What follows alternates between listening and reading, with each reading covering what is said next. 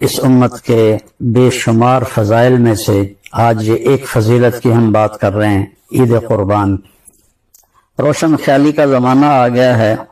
روشن خیالی تو نہیں ہے، وہ اندھیر خیالی ہے کہ کتنے لوگ یہ کہنا شروع کر دیا ہے کہ قربانی کا کیا فائدہ، اتنے جانوروں کا خون ضائع ہوتا ہے، لوگوں کو پیسے دیا جائے، ویسے ان کی مدد کی جائے اور اس قسم کی باتیں۔ تو ایک آیت ہے، یا ایھا الذین آمنوا لا تقدموا بین یدی اللہ ورسولہ، اے ایمان والو اللہ اور اس کے رسول سے آگے مت بڑھو۔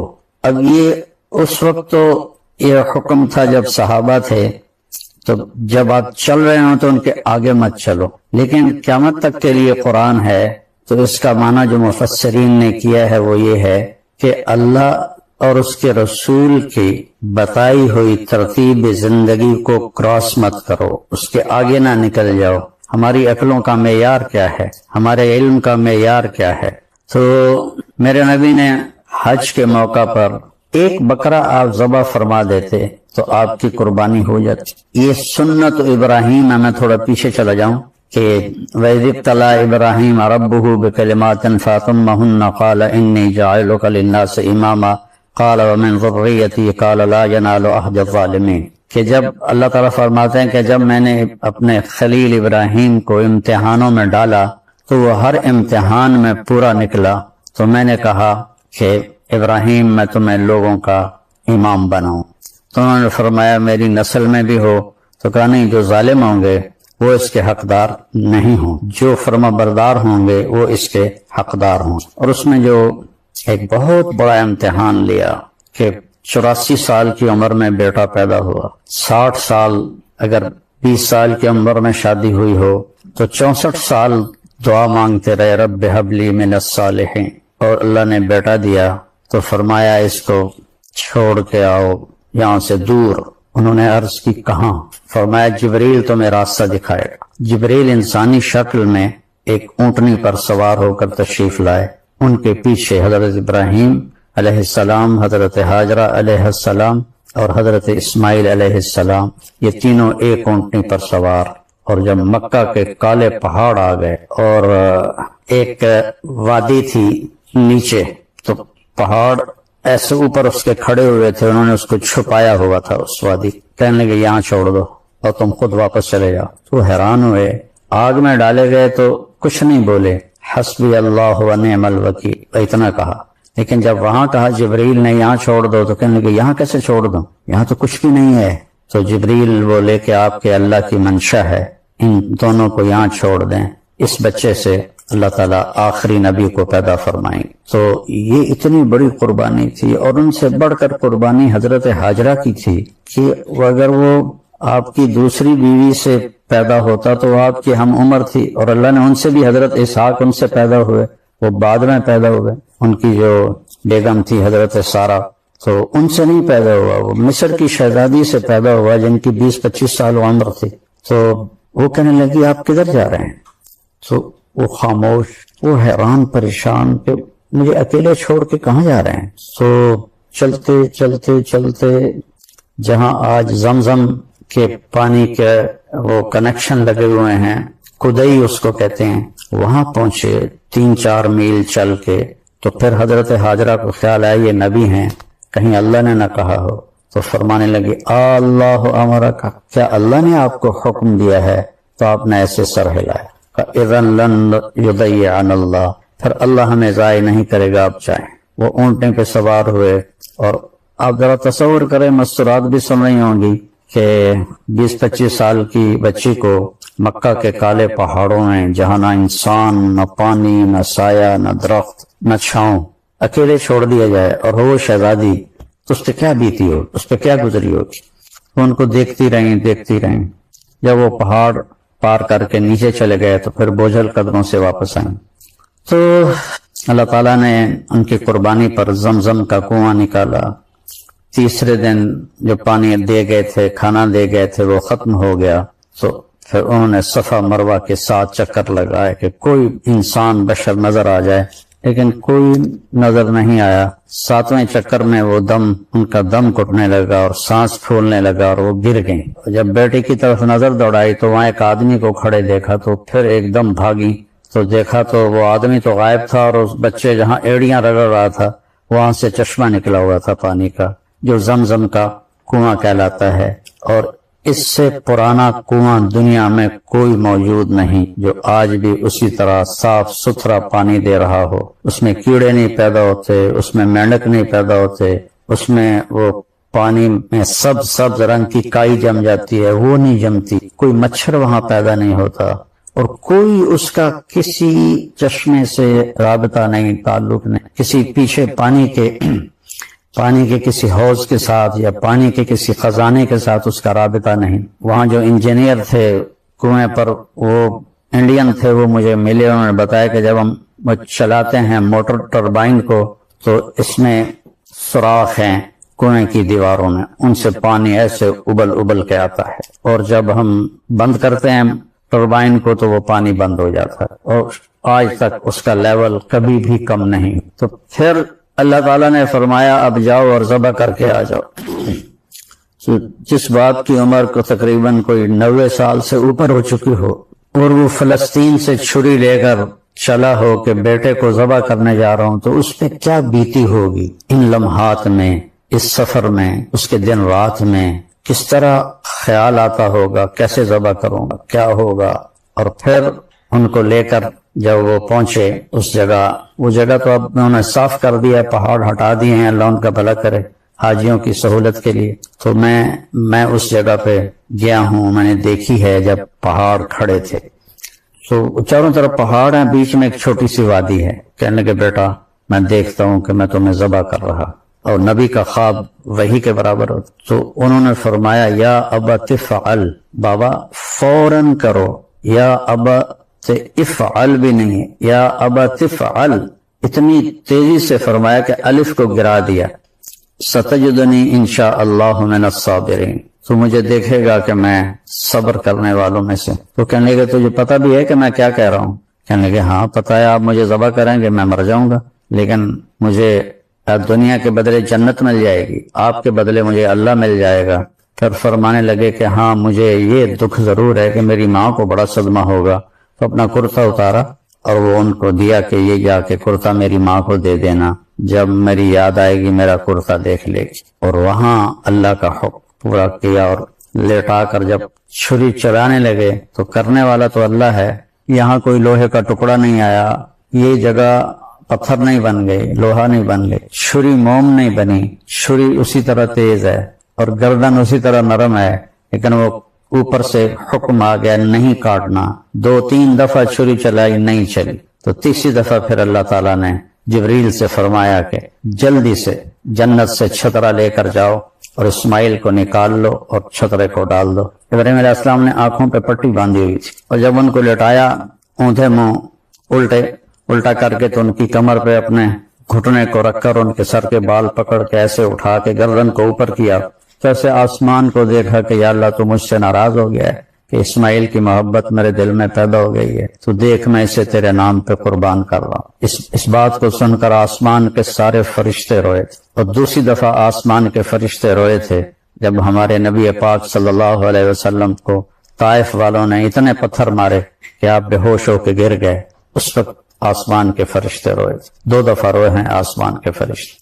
تو تیسری دفعہ پھر جبریل نے آ کر اسماعیل علیہ السلام کو کھینچ لیا اور چھترے کو ڈال دیا۔ ابراہیم علیہ السلام کے آنکھوں پر تو پٹی تھی، تو جب تیسری دفعہ کا اللہ اکبر اللہ اکبر چھری چل گئی، تو انہوں نے سمجھا بیٹا ذبح ہو گیا۔ جب پٹی ہٹائی تو دیکھا تو وہاں چھترا، یہ بھیڑ کا جو نر ہوتا ہے اس کے سینگ ہوتے ہیں، اس کو چھترا، اور اردو میں مینڈا کہتے ہیں، پنجابی میں چھترا کہتے ہیں، وہ ذبح ہوا پڑا تھا، اور اسماعیل اور جبریل وہاں کھڑے ہوئے تھے۔ تو میرے نبی پاک صلی اللہ علیہ وسلم نے کہا یہ سنت ابی ابراہیم، میرے باپ ابراہیم کی سنت ہے، یہ ہم کریں گے۔ تو آپ کے تقریباً 9 عیدیں، 9 عید الفطر اور 9 ہی عید قربان آپ کو ملی، تو آپ ہر سال 8 عیدیں تو آپ نے مدینہ میں کی، تو آپ 2 چھترے ذبح فرماتے تھے، ایک اپنی طرف سے اور ایک امت کی طرف سے۔ 2 سفید چھترے آپ ہمیشہ خریدتے تھے، ایک اپنی طرف سے ذبح فرماتے تھے، ایک امت کی طرف سے ذبح فرماتے تھے۔ امت کو کہیں بھی اکیلا نہیں چھوڑا، ان کو ہر جگہ یاد رکھا۔ 9ویں عید آپ نے حج پہ کی مینا میں، تو آپ نے کتنی قربانی کی؟ 63 اونٹ آپ نے ذبح فرمائے، اپنی عمر کے ہر سال کا ایک اونٹ، اور ایک اونٹ میں 7 حصے ہوتے ہیں، 7، تو کوئی 450 کے قریب آپ نے قربانیاں کی 63 اونٹوں میں۔ اور عجب بات تھی، یہاں اونٹوں کی یا جانوروں کی جب ہم اپنے وہاں قربانی کرواتے ہیں تو ان کو کھینچ کے لا رہے ہوتے ہیں اور وہ باں باں کر رہے ہوتے ہیں، اور خاص طور پر بڑے جانور کو جب گراتے ہیں تو ایک بڑا مسئلہ بنتا ہے۔ لیکن قربان جاؤں آپ کے لیے 100 اونٹ لائے تھے، 63 آپ لے کر آئے تھے اور 37 حضرت علی یمن سے لے کر آئے تھے، تو 100 اونٹ کھڑے تھے، اس میں سے 63 کو الگ کر دیا گیا، پھر 5 اونٹ الگ آپ کے قریب کھڑے کر دیے گئے، اس میں سے ایک اونٹ آتا تھا اور وہ ذبح ہوتا تھا۔ تو 5 اونٹوں میں لڑائی شروع ہو جاتی تھی کہ میں پہلے جا کے ذبح ہوں گا، دوسرا اپنی زبان حال سے کہتا کہ میں پہلے جا کے ذبح ہوں گا، تو ان میں جنگ چل رہی تھی، اونٹوں میں ایک دوسرے کو کاٹ رہے تھے۔ تو آپ نے 63 قربانیاں اونٹوں کی فرمائیں۔ تو آپ بھی کہتے غربت کا زمانہ ہے، اور اس وقت تو غربت تھی بہت زیادہ، 63 اونٹ کے پیسے غریبوں میں تقسیم کر دو۔ تو اپنی رائے کو اللہ رسول کے حکم کے تابع کر کے چلنا چاہیے، چونکہ ہمارا علم بھی بہت تھوڑا ہے، ہماری عقل بھی بہت تھوڑی ہے۔ تو آپ نے حضرت علی علیہ السلام سے فرمایا کہ علی، اس کا گوشت، اس کی کھال، اس کے کھراوڑے سارے تقسیم کر دو، اور اس کی جو صفائی کرنے کی جو اجرت ہے کسائی کی، اس میں گوشت نہیں دینا قربانی کا، وہ میں الگ سے ادا کروں گا۔ اور اپنی بیویوں کی طرف سے آپ نے ایک گائے ذبح فرمائی، آپ کی تو 9 بیویاں تھیں لیکن آپ نے ایک گائے ذبح فرمائی۔ تو اس کے بعد پھر آپ نے حضرت علی سے فرمایا کہ کچھ ہر اونٹ سے چھوٹا چھوٹا گوشت کا ٹکڑا لے کر آؤ، تو وہ لے کر آئے کا دیگ پہ چڑھا دیا، تو دیگ پہ چڑھا دیا گیا۔ تو آپ نے ناخن کٹوائے اور اپنے بال منڈوائے، وہ جو بال آپ نے منڈوائے تھے آپ کے سامنے ابو زما کھڑے تھے، آپ نے ان کو دے دیے۔ تو حضرت خالد بن ولید نے منت کر کے کچھ بال کا یہ تقسیم کر دو، انہوں نے تقسیم کیے۔ خالد بن ولید نے کچھ بال وہ ان سے لے کر نا اپنی ٹوپی میں سی لیے تھے، اور جب بھی وہ جنگ پہ جاتے تھے لڑنے کے لیے تو وہ ٹوپی سر پہ پہنتے تھے، اور اس کے اوپر وہ لوہے کی ٹوپی ہوتی تھی۔ کبھی کسی جنگ میں انہوں نے اس ٹوپی کو نہیں بھلایا۔ ایک دفعہ رومیوں نے حملہ کر دیا تو ساتھیوں نے کہا کہ حملہ ہو گیا، تو کہنے لگے میری ٹوپی لاؤ، وہ ٹوپی مل نہیں رہی تھی، تو صحابہ کہنے لگے وہ سر پہ چڑھ گئے ہیں، کہا اس سے بھی آگے آ گئے تو میں اس وقت تک نہیں اٹھوں گا جب تک مجھے ٹوپی نہ مل۔ تو پھر وہ کہیں کسی کونے میں دب گئی تھی، وہ ٹوپی ملی تو پہن کے اوپر لوہے کی ٹوپی۔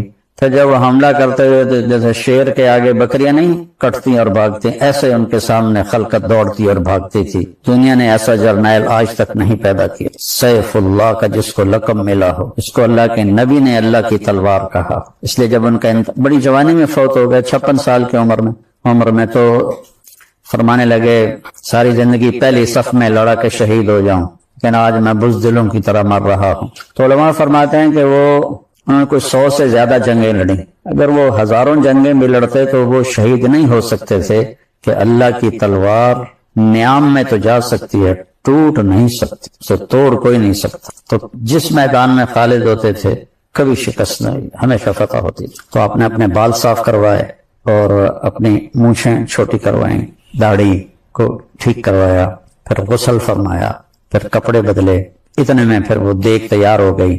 تو اس میں سے آپ نے گوشت بھی کھایا اور شوربہ بھی کھایا، اور پھر آپ اپنے اونٹنی قصواء پر تشریف لے گئے طواف زیارت کرنے کے لیے۔ تو امت کو اللہ جزائے خیر دے، انہوں نے اس سنت کو آج تک باقی رکھا ہوا ہے، اور لوگ بڑھ چڑھ کی قربانیاں کرتے ہیں، اور اللہ تعالیٰ آپ کے جو خون کا پہلا قطرہ گرتے ہی جو قربانی کرنے والا ہے اس کی اللہ تعالیٰ بخشش فرما دیتا ہے، بشرطے کہ اس کے ساتھ کوئی اور کبیرہ گناہ نہ ہو۔ اور جتنے اس کے جسم پہ بال ہوتے ہیں ہر بال کے بدلے ایک نیکی لکھی جاتی ہے، اور ایک پھر 10 گنا ہوتی ہے، پھر 10 سے جتنا اخلاص ہوگا بڑھتے بڑھتے کہاں سے کہاں چلی جائے گی، تو اس کا اللہ تعالیٰ نے یہ اجر رکھا ہے۔ تو شوق سے بہت سے لوگ ماشاءاللہ بہت زیادہ قربانی کرتے ہیں، اور ایک یہ جو بڑے بڑے موٹے قسم کے جانور ہیں یہ نہیں خریدنے چاہیے، ان کو ان کا گوشت کھانے کے قابل نہیں ہوتا، یہ صرف دکھاوے کے ہوتے ہیں، اور ایک مالداروں میں مقابلہ لگ جاتا ہے، میں نے 20 لاکھ کا خریدا، کہتا میں نے 30 لاکھ کا خریدا، 20 لاکھ میں کتنے بکرے قربان ہو سکتے ہیں، اس کا اجر زیادہ ہے۔ تو یہ جو یعنی ضرورت سے زیادہ موٹے جانور آپ کو نظر آتے ہیں، چاہے بکرے ہوں چاہے یہ گائے بیل ہو، یہ ان کے ساتھ کچھ کرتے ہیں جس کی وجہ سے وہ بہت زیادہ چربی چڑھ جاتی ہے، تو ان کا گوشت کھانے کے قابل نہیں ہوتا ہے۔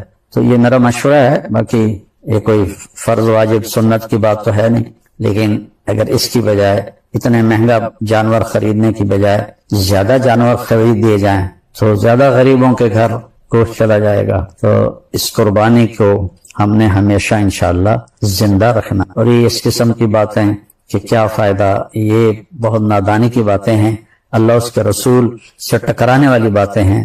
اللہ ہمیں اس سنت کو زندہ رکھنے کی توفیق نصیب فرمائے۔ السلام علیکم۔ آتش ساڑے تخت کا نیرا، عشق ساڑے دل جڑا۔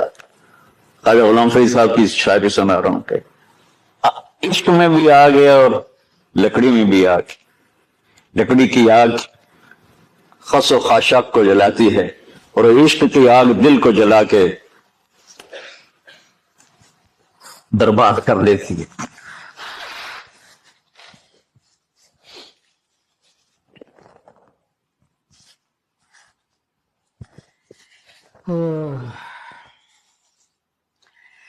یہ دنیا میرے بھائی بہنوں امتحان کی جگہ ہے، ہم اسے جنت بنانا چاہتے ہیں، ہم یہاں اپنی مرضیاں پوری کرنا چاہتے ہیں۔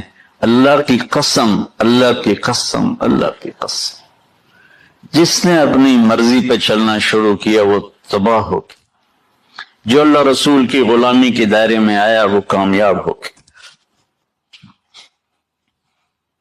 دیکھا تو پانی ابل رہا ہے، ابل رہا ہے، ابل رہا ہے، فوارے مار رہا ہے۔ تو اس وقت عبرانی لینگویج تھی تو ان کا زمزم زمزم، ٹھہر جا ٹھہر جا ٹھہر جا۔ وہ نیچے زور مار، اللہ کو بھی یہی منظور تھا، وہ نیچے زور۔ میرے نبی نے فرمایا اگر میری ماں زمزم میں کہتی تو پورے عرب کو یہ پانی سیراب کر دیتا۔ اور آپ حیران ہوں گے، آج کل تو بہت زیادہ ایڈوانس ہے سائنس، تو سعودی گورنمنٹ نے کہ یہ اس کا سورس کیا ہے، یہ پانی کہاں سے آ رہا ہے، طائف تک ساری زمین کو کھنگالا، کوئی اس کا پیچھے سے لنک نہیں ہے۔ کہیں چشمہ ہوتا ہے نا تو پیچھے لنک ہوتا ہے، کہیں سے پانی نکل ہوتا ہے پیچھے سے لنک ہوتا ہے۔ زمزم کا کوئی لنک نہیں، جو ہی موٹر چلاتے ہیں تو 8-9 جھرنے ہیں سوراخ، وہاں سے پانی ابل ابل کے آنا شروع ہو جاتا ہے، اور جو ہی موٹر بند کرتے تو جھرنوں کا پانی بند ہو جاتا، اس میں نہ مچھر ہے نہ اس میں کوئی کیڑا ہے نہ کوئی مکوڑا ہے، پاک صاف پانی، زمزم زمزم۔ جتنا اونچا بنانا ہو بلڈنگ اتنی گہری بنیاد۔ اس ماں بیٹے سے محمد مصطفیٰ نے آنا ہے تو پھر بنیاد تو گہری ہوگی نا، ایسے تو نہیں ہے نا۔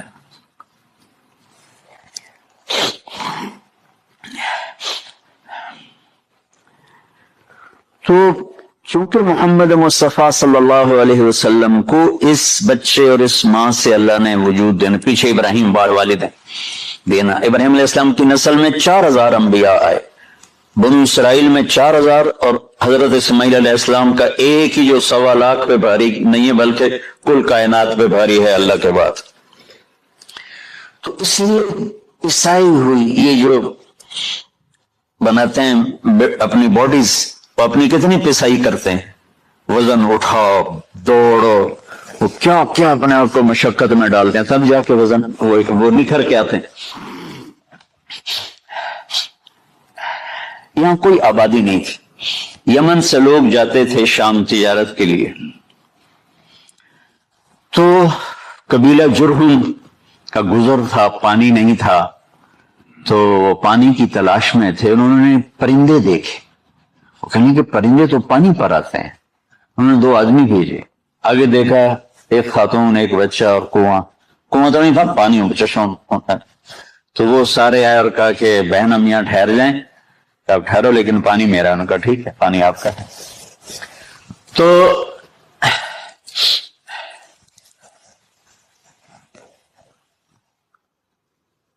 ایک سال کے بعد اجازت ملی، جاؤ مل کے آؤ. مل کے آئے. جس گھاٹی سے ابراہیم کو جدا کیا تھا اس پر کتنی دفعہ حضرت ہاجرہ کی نظر پڑتی ہو.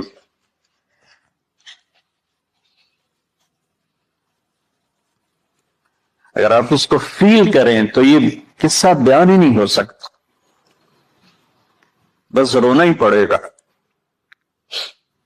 اور خاص طور آج کے دور میں جب کوئی اللہ کو کی ماننے کے لیے تیار ہی نہیں ہے، کوئی جہنم سے ڈرنے کے لیے تیار نہیں، کوئی جنت کی طلبگار نہیں.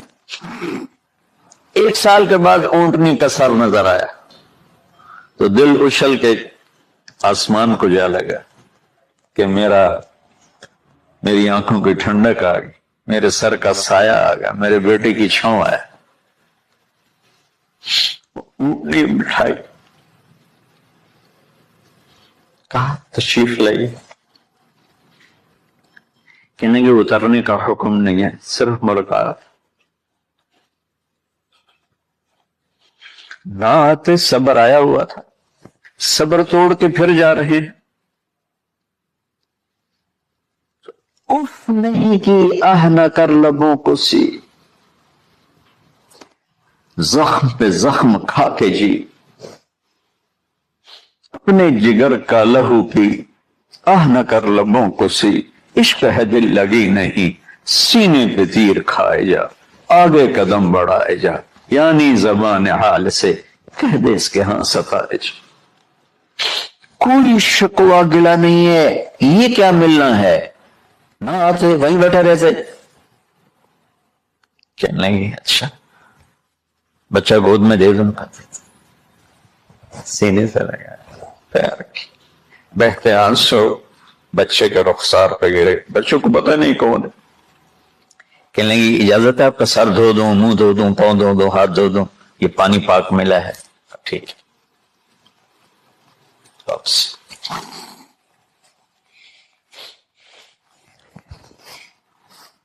فلما بلغ معه السعي، جب وہ بچہ بھاگنے دوڑنے لگا، دل میں اتر گیا، نظروں کو بھا گیا، تو خواب آنے شروع ہوئے. قیمتی چیز قربان کرو، جانے کتنی بکریاں قربان کر دیں. پھر خواب آیا قیمتی چیز قربان کرو، پھر گائے قربان کر دیں، عدد مجھے یاد نہیں ہے. پھر خواب آیا قیمتی چیز قربان کرو، اونٹ قربان کر لیے. پھر خواب آیا قیمتی چیز قربان کرو، تو پھر خیال آیا کہ یہ اسماعیل کی طرف اشارہ ہے. 1500 کلومیٹر، 1 مہینے کا اونٹ کا سفر ہے. چھری لے کر ایک باپ بچے کو ذبح کرنے جا رہا ہے. اس مہینے کے ہر منٹ میں، ہر سیکنڈ میں اس کے دل پہ کیا گزر رہی ہوگی، کس لیے جا رہا. ساری دنیا پھرتے ہیں، جب گھر واپس آنے کا ہوتا ہے تو خوش ہو رہے ہوتے ہیں کہ پاکستان جا رہے ہیں، پاکستان جا رہے ہیں. کتنی دفعہ ہمیں دنیا پھرائی. یہ اور اس باپ کی عمر 92 سال ہو چکی. 92 سال مولانا صاحب. اس کی اونٹنی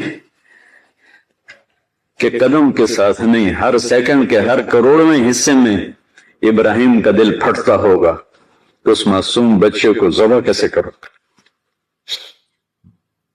اللہ کی مان کے دکھا دی.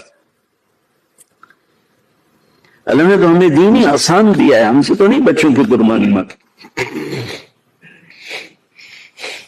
ابو بکر صدیق رضی اللہ تعالیٰ نے فرمایا تھا یا رسول اللہ، ایک آیت ہے جس میں کا مفہوم یہی ہے، اگر اللہ ہمیں کہتا نا بچے قربان کرو، ہم بھی چھریاں چلا دیتے.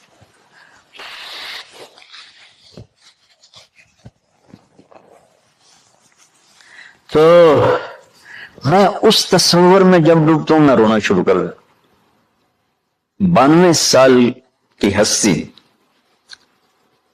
بڑھاپے میں 1 مہینے کی اذیت برداشت کرتے ہوئے جا رہے ہیں کہ بیٹا ذبح کرنا ہے، بیٹا ذبح کرنا ہے، بیٹا ذبح.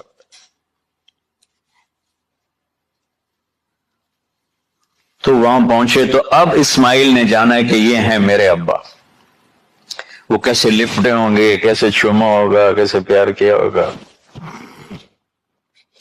یہ بیوی کا آپس میں یہ نہیں پتا کہ کتنے عرصے بعد انہوں نے ایک قدم اٹھایا.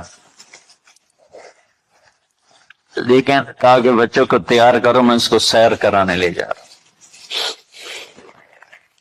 بڑی خوش ہوئی ماں بھی، بچہ بھی اچھل رہا ہے. اور لے کے پہنچے جمرہ کبریٰ پر، جو شیطان کو 3 جگہ مارتے ہیں تو آخری جگہ وہاں اس وقت ایک تنگ سی جگہ تھی پہاڑوں میں گھری ہوئی. وہاں پہنچے تو کہتے ہیں یا بنیا انی، کوئی شک شبہ والی بات نہیں ہے، ارا فی المنام انی اذبحک، میں نے تمہیں ذبح کرنا ہی ہے. انی میں نے تمہیں ذبح کرنا ہے. فانظر ماذا ترى، تیری رائے کیا ہے؟ قربان جاؤں اس ماں پہ، اس نے 7-8 سال کے بچوں کو کیا کیا تربیت دی. یا ابت افعل ما تؤمر، یعنی یا ابت افعل، بیچ میں کوئی حرف نہیں، کوئی عطف نہیں. یا ابت افعل بما تؤمر ستجدنی انشاء اللہ من الصابرین. اس عمر میں اپنی قربانی کو اللہ کے ساتھ جوڑ. ابا کرو آپ. یہ جب ماں اپنے بچے کو فوکس کر، آج کی مائیں، میں گلہ کرتا ہوں آپ کے والدین سے، میں گلہ کرتا ہوں، انہوں نے اپنی اولاد کو فوکس نہیں کیا. یہ اپنے دھندوں میں اتنا پھنسے ہوئے ہیں، اپنے کاموں میں. اس بدبخت یہ کیا فون ہے، کیا کہتے ہیں اس کو، سمارٹ فون، سیمسنگ موبائل، اس میں اتنا گم ہو گئے ہیں کہ بچے اگنور ہو گئے ہیں. 3 سال کا بچہ سکول جا رہا ہے، اسے ماں کی گود چاہیے، اسے سکول بھیج رہے ہیں. وہاں میرے بچے کو ڈسلیکسیا تھا، اس کو عاصم کو، اس کو پڑھنا نہیں آتا تھا، ایک بیماری ہے. تو اس کی ٹیچر نے مار مار مار اس کا حشر کر دی. میرا بچہ برباد کر دیا انہوں. وہ 6 سال کی عمر میں ڈپریشن کا شکار ہو. میں ماؤں سے کہتا ہوں بچوں کو ٹائم دو، تمہارا سرمایہ تمہاری اولاد ہے، اور اولاد ڈگری سے عزت نہیں ملتی. اولاد تمہاری نیک ہوگی تو وہ بلند بخت ہوں گی، عزت پائیں گے. پاکستان کو پڑھے لکھوں نے لوٹا ہے، ان پڑھوں نے نہیں لوٹا. ابا جی، بابا جی، آپ کریں نا، دیر کیوں کر رہے ہیں؟ ستجدنی انشاءاللہ من الصابرین. آپ دیکھیں گے میں آپ کی آزمائش پہ پورا اتروں گا اور اللہ کی آزمائش پر بھی پورا اتروں گا. پھر معصوم ذہن ادھر چلا گیا ماں کی طرف، کہنے کہ ہاں یہ بات ہے کہ میری ماں کو بڑی تکلیف ہوگی. تو اس لیے نا اپنا کرتا اتارا. بابا جی یہ کرتا آپ میری ماں کو دے دیں، تو جب مجھے یاد کرے گی میرا کرتا دیکھ لے. اور آپ نے مجھے یہیں دفن کرنا ہے، ادھر نہیں لے جا. اور آپ بھی احتیاط کریں، مجھے الٹا الٹائیں. اللہ للجبین، میرا سر زمین پہ لگا ہے، گردن میں، تاکہ آپ کو تکلیف نہ ہو مجھے دیکھ.